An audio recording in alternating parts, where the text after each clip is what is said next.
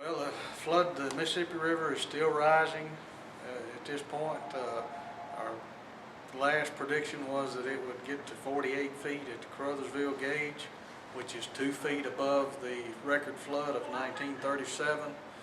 We are evacuating everyone in the Chick and Pourway and Heloise area between the two levees, or west of the big levee, that all those people need to be evacuated.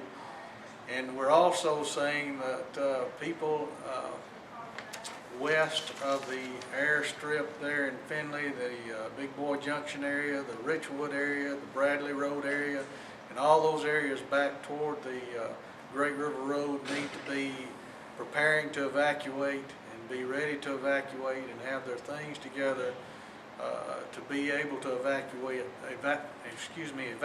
on short notice at when the proper time comes. Okay. Sure. We have got our deputies on 12-hour shifts now and to provide more personnel. We've called in additional personnel to protect farm equipment and stuff that may be stored along some of the higher grounds. Actually, what we've started Sunday notifying people in the areas between the Great River Road and the Little Levee, which is Everest Lake area, and all the way down the Chick, of possible levee failure, or if an event that some agency determined that may need to be a controlled breach somewhere to control how the water was coming in on us, if they had to do that. So that's why we've got a mandatory evacuation for that area there in case of, and actually levee failure is a real possibility and could have happened possibly tonight in that area.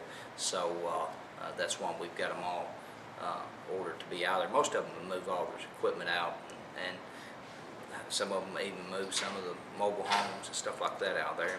Most everybody's got their belongings out now. So we're going to check in the morning, be for sure that they're out, and then whether it fails or someone has to if somebody decides that something needs to be done, they'll be able to do it in that area to relieve some of the pressure. So, but more than likely, depending on what we get tonight with the storms and all, we could be looking at failure of that levee, which would probably give the O'Brien River some relief, which in turn would relieve the Forkadere some, which would help Dyersburg Mountain. Any low-lying areas such as Pagoda area and up in the Lane area, they need to be very vigilant also.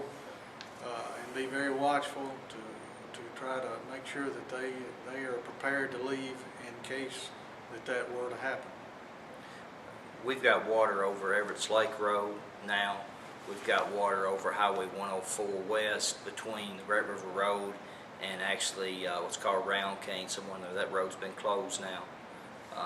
And like the chief said, we're several areas there that need to be prepared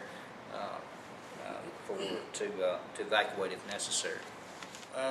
We are monitoring the situation in South Dyersburg also, as far as those people have been notified about possible flooding there also, and notified to be able to get out and move if the case arises there also.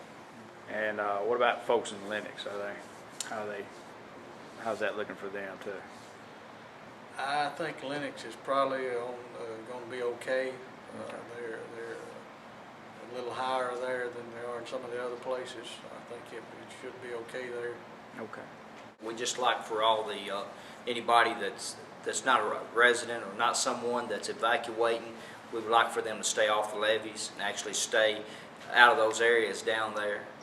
If they're wanting to help, they need to report to one of our law enforcement agencies or contact them instead of coming down there, because we've had people, I've got deputies down there now keeping people out of the people's way that's trying to evacuate. So we are restricting access to that area there.